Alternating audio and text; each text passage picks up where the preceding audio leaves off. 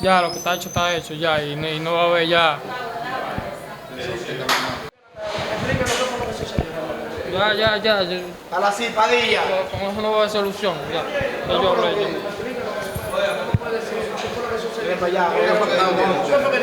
ya. Yo hablé, ya.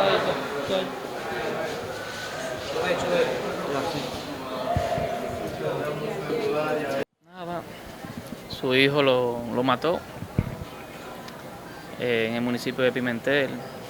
El muerto era mi tío. En una discusión nocturna de padre e hijo, por un ronquido de su madre, su padre le dice, lo que está bueno es de darte un palo. Y el hijo se levanta con un cuchillo en la mano, ven para que tú me lo des. Y ahí pasó el suceso. ¿Él era problemático, el joven?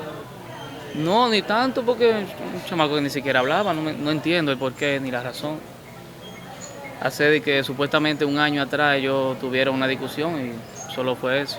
Pero algo normal, de padre a hijo, o sea, no era para llegar a estos términos en realidad. Eso fue una discusión, supongo, normal entre familias. ¿Qué para ustedes? ¿Perdón? ¿Qué para ustedes? Es difícil en realidad, vieja. Es difícil porque es mi primo y no puedo decirte a ti.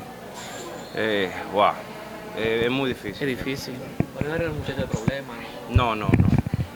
¿Cuál es el nombre de ese señor? Le decían Chichi, ¿sabes? De cariño, pero realmente el nombre no.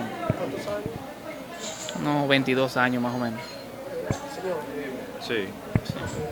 Les informamos que falleció mientras recibía atenciones médicas en el hospital público aquí en San Francisco de Macorís. Hablamos de José Lucía Corona Díaz, de 48 años de edad, quien residía en el municipio de Pimentel, quien falleció a consecuencia de herida por arma blanca en el abdomen, según diagnóstico médico.